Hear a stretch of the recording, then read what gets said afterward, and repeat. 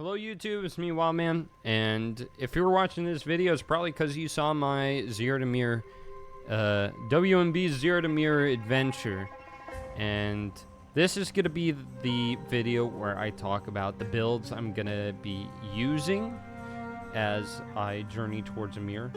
And first off is what we got right here, is I'm going to be starting with Herald of Thunder, a 1 Divine Herald of Thunder build.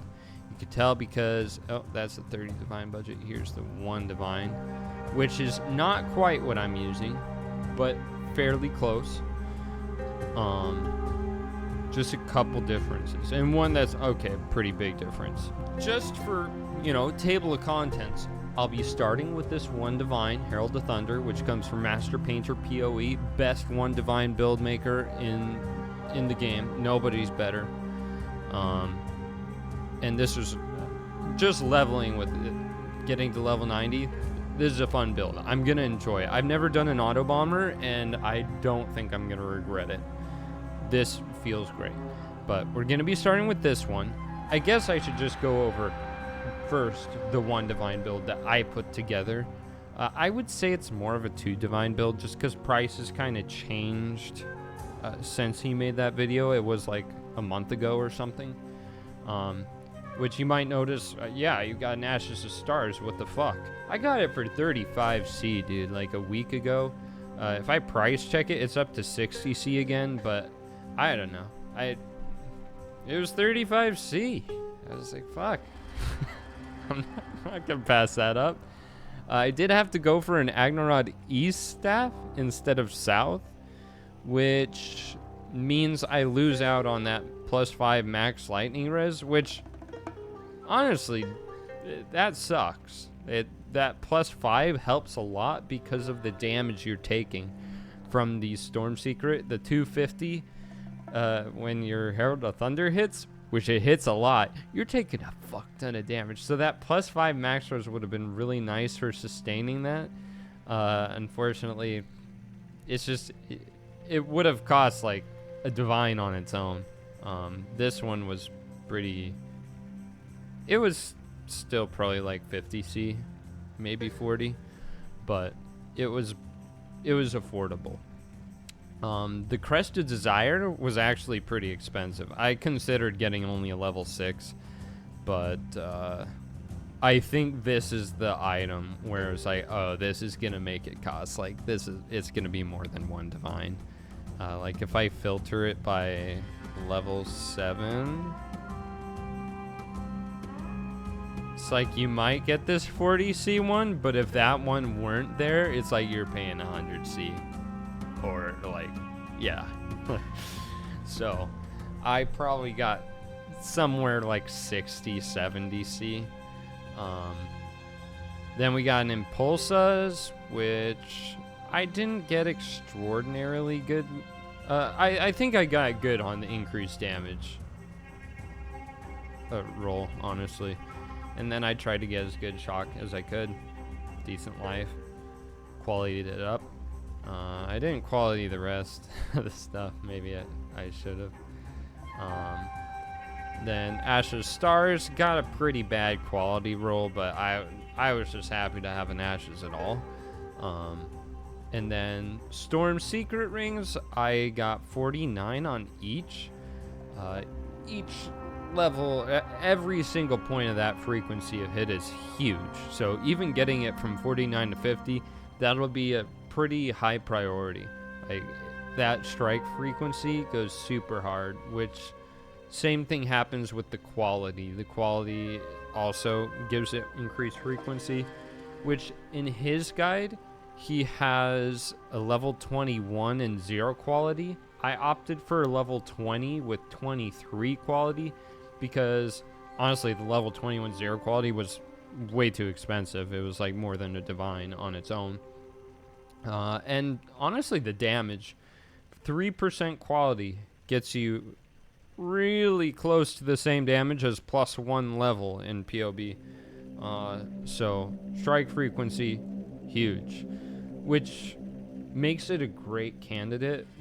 Later when we get to the like 100 Divine range, I'm gonna start self-farming some temples because we really would benefit from doing a double corrupt on gems to get a 21-23 Herald of Thunder. We'd also benefit greatly at that point from getting a double corrupt Impulsus with like +2 AoE, plus 2 auras, plus 1 alt skills, plus 2 auras.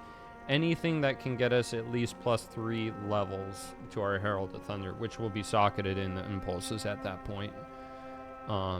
So definitely can use both sides, like armor double corrupt and gem double corrupt, so we'll do that later. But the quality is huge for this gem. And other than that, these just are rares. I don't know how... it was under 2 divines at least. I didn't keep track of every single item like he does in his, but I did pretty much the same thing, where I just found rares with res, life, and movement speed, and then I crafted on. It was pretty all fire and chaos res for whatever reason. I think I even had to re-roll something from... I had to re-roll this one from like lightning to fire res. I was just getting way too much lightning res. And then I rolled the implicits. Okay, I should talk about this other thing. Merc. Yes, I'm not using a 1 divine Merc. I'm using an expensive Merc. I've got -200. I didn't want to bother re-gearing. I was like, fuck, man, I've got this really good Merc. I don't want to get rid of it. So it's got... And that's why, like, it makes even more sense to use the Ashes of Stars, because I think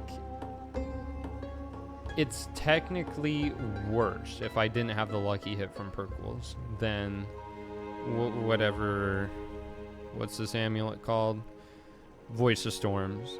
Because the lucky hit chance is huge. It always is with lightning damage, especially because lightning damage tends to have a larger range. Which makes lucky even more valuable. So if I didn't have Perkles, it would be worse for me to have Ashes over Voice of Storm. And that's part of why I was like, I should just do the Ashes if I'm going to use this Merc. But it's also got the 6%. Yeah, it's a good Merc, and it about like triples my damage on the 1 divine build. It doesn't have as much an impact later on. It's still very significant, but it's not triple. But for that reason, anything that lowers res, like exposure, conductivity, which we were going to have conductivity curse on our Crackling Lance. We've got cast when damage taking Crackling Lance, and that was going to apply with Hex Touch conductivity. I swapped that over for Enfeeble because there's no point in me reducing their resistance, because as long as my mercenary's nearby, their resistance is already minimum. Like, it can't go lower than -200. So there's no point in putting on conductivity. Also, my Merc is going to be casting Elemental Weakness anyway, so they're kind of like trying to override my curse already. But the Enfeeble, I think, is a nice, like, in between where it'll make us a little bit more durable. We're very glass cannon.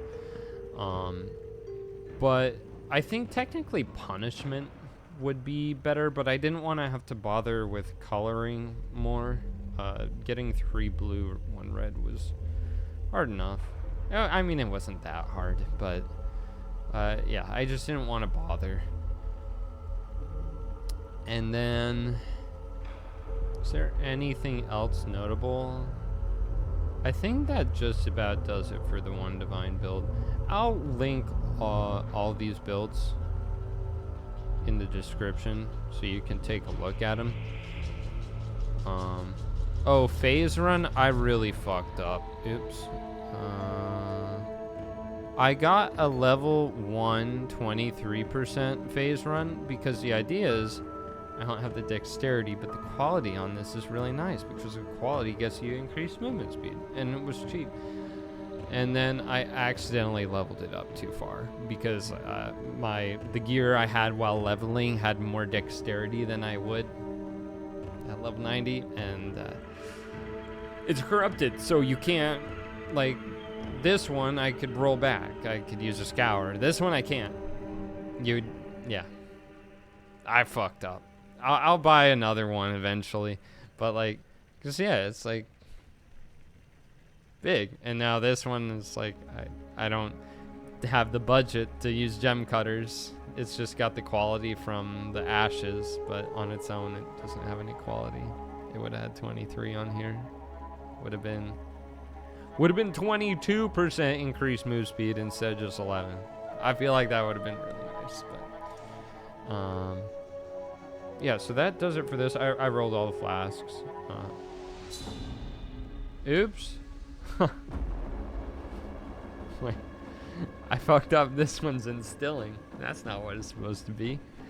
I don't think this could have been rolled better. This isn't an ideal flask. I didn't roll any of these ideal. I tried to stay within the budget. This one is particularly bad though, because I don't think we take damage, but I don't think this counts as a hit from an enemy. So like, it doesn't even benefit this flask that much. Like, I don't think we get hit like in a useful way for this. But whatever. That's the build. I think whoever had this belt before me must have had increased elemental damage with attacks on it, because I don't know why it has attack modifier quality otherwise.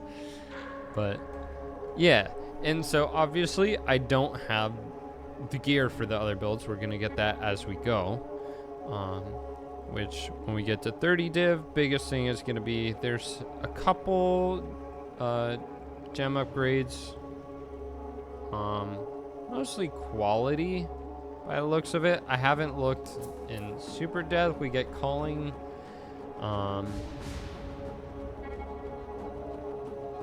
looks like we do eventually get punishment instead of conductivity, and then we get rid of the helmet so that we can put on our 6-link Herald of Thunder with Empower and all that stuff, because we're gonna need the helmet. I mean, look, there's got to have like D1 life, triple T1 LE res in order to make up for how much res we're going to be losing from equipping Annihilating Light. And then Light of Meaning, Glorious Vanity, getting, like I was saying at the start, triple mod, large cluster instead of double mod. Oh, I didn't actually look at mine. I think I got pretty lucky. I crafted my own, and it was pretty cheap. I got Doriani's and Prismatic. That one, I don't think I got lucky on this. I think this was it was expected. This was expensive on the market, but crafting your own is really easy. 70C or so, that 21 probably isn't selling. They're probably just ignoring. But yeah, that one, way cheaper to make. Probably like 10-15C to make, and triple that to buy, more than triple to buy it. I also think I did get lucky on this medium cluster. I think this is like exactly what we want. Empowering Envoy and Self-Fulfilling Prophecy, I think, are like the two strongest you could have for this. Because you really, you have to get Self-Fulfilling Prophecy. That was the one I had to get. At least that's what he said in the build. I think that's just to make sure Elemental Overload is proccing a lot. But that was like the have to get. But I think of all the other mods, Empowered Envoy gives you the most damage. And that's pretty much all you would be looking for on the other mods. So I think this is like the best medium cluster we could have gotten for our first one. As you'll see later, we'll need a lot more though, so I'll have to keep getting lucky. But this is pretty much our only cluster setup. We have Lone Messenger, of course, some must-have, and then, like I said, I didn't quite get to level 90. I'm 88, which means we're missing these 2 points. Will be a lot of damage, But similar to like conductivity, this 6% penetrate lightning isn't actually gonna really do anything, because as long as our Merc is near, they're gonna be minus 200 anyway, so there's nothing to penetrate. But to be fair, I am not a huge fan of the Dordiani Merc in general, like the whole strat behind it, because it's definitely inconsistent. You get a map where it's like reduced cooldown recovery, so you can't like recall your mercenary to right on top of you all the time, and sometimes they're like way off and you can't get them close to you, and you're not getting the bonus from it, so it can be inconsistent. And getting stuff like this and having the conductivity, even if it doesn't do anything a lot of the time, whenever your Merc isn't close and that inconsistency displays itself, those would still help you do decent damage, whereas the route I'm going is kind of like, no, if my Merc decides they're not going to play with me, then like, yeah, all of a sudden I'm going to be doing like no damage.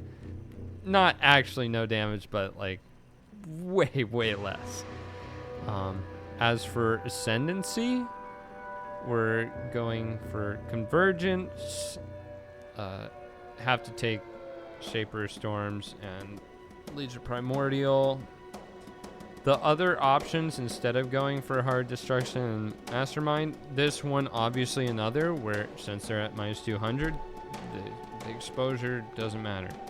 It's not really going to do anything.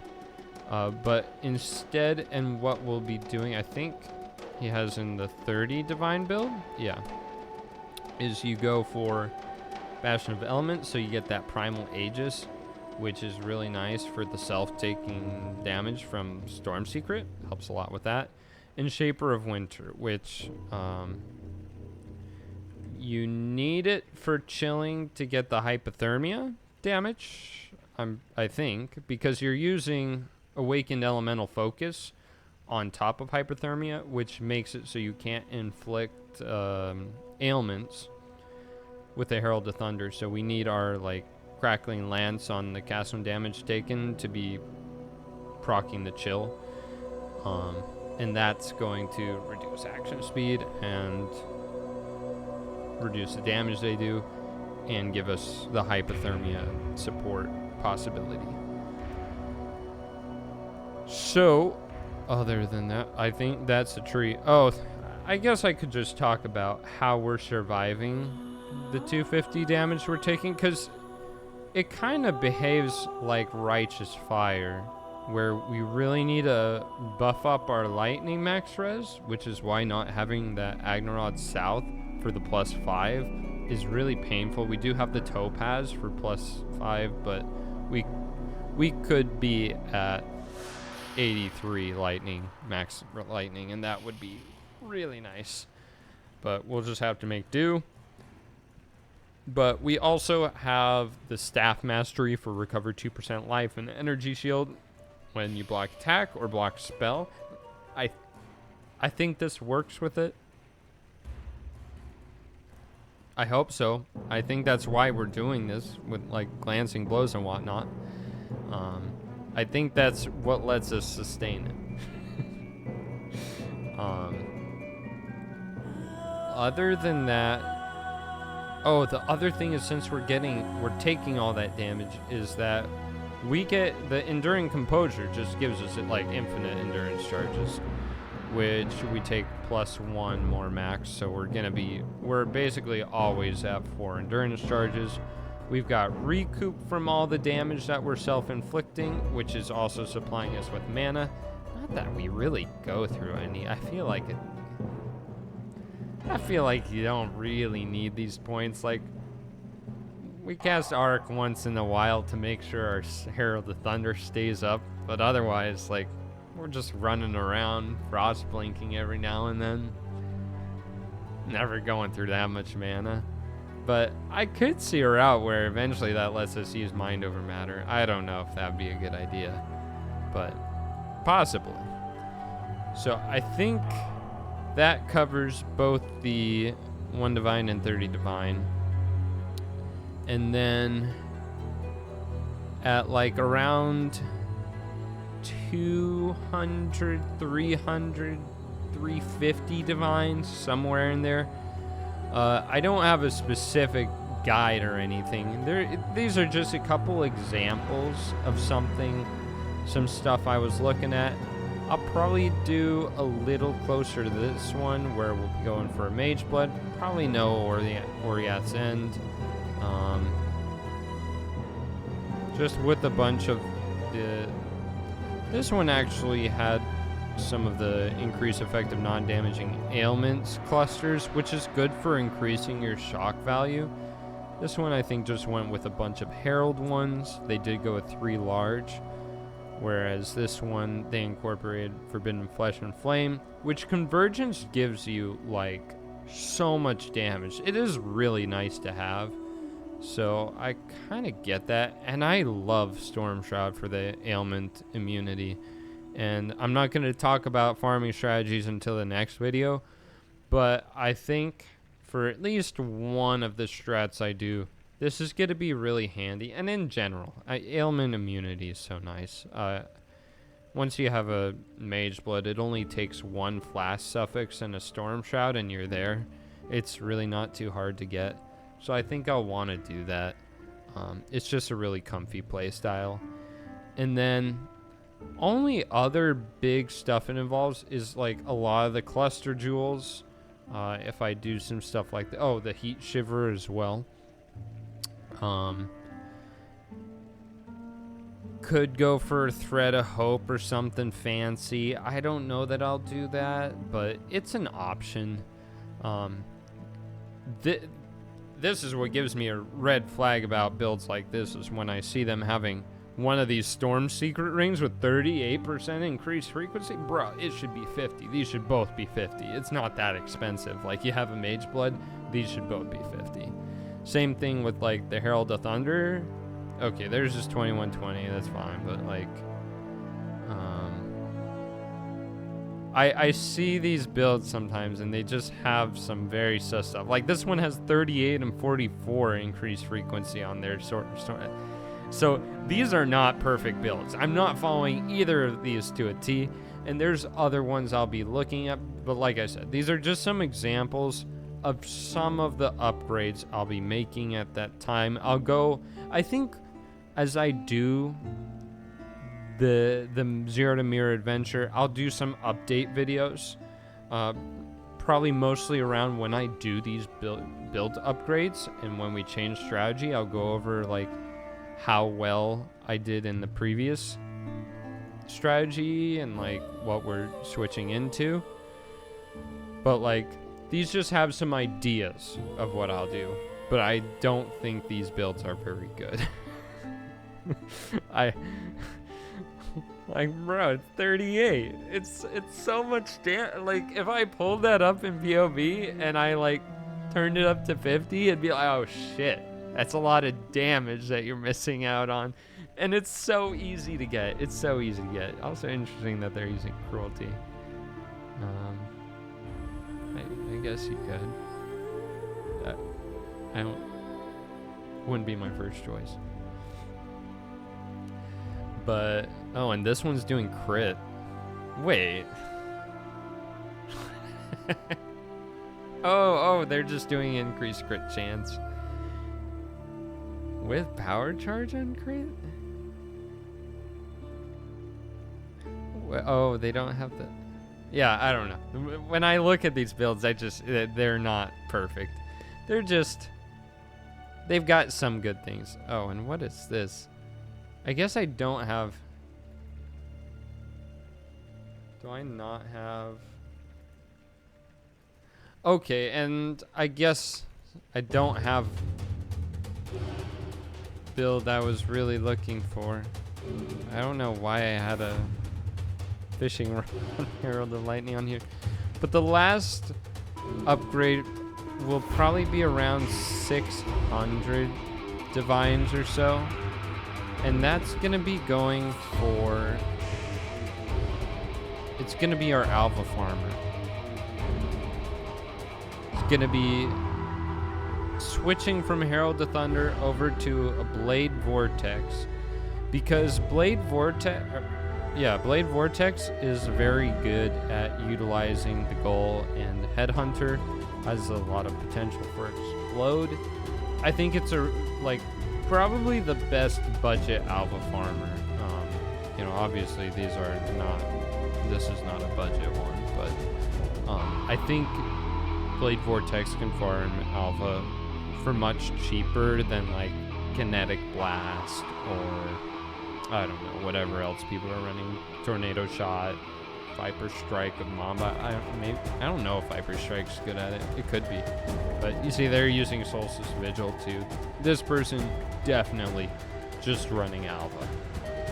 And it should be very good at that. And so this is way more expensive than my plan, but this is the kind of build I'll be looking for around that like 500 to 600 divine mark when we're about halfway to a mirror. And this is pretty much going to be what should take us all the way to a mirror, farming alpha for currency. So obviously, since I don't have a specific build in mind, I'll talk about it more when I get there and do an update video as we switch over to the Blade Vortex. But I don't have a particular build setup already made for it. So, I'm not going to talk about gear and stuff. But that is basically my build plan going for the mirror. So, if you want to know what strategies I'll be doing with these builds, check out the next video. But otherwise, thanks for watching. I think that's about it. If you have any other questions or anything to add that I forgot to mention, let me know in the comments. But thanks for watching. See you in the next one.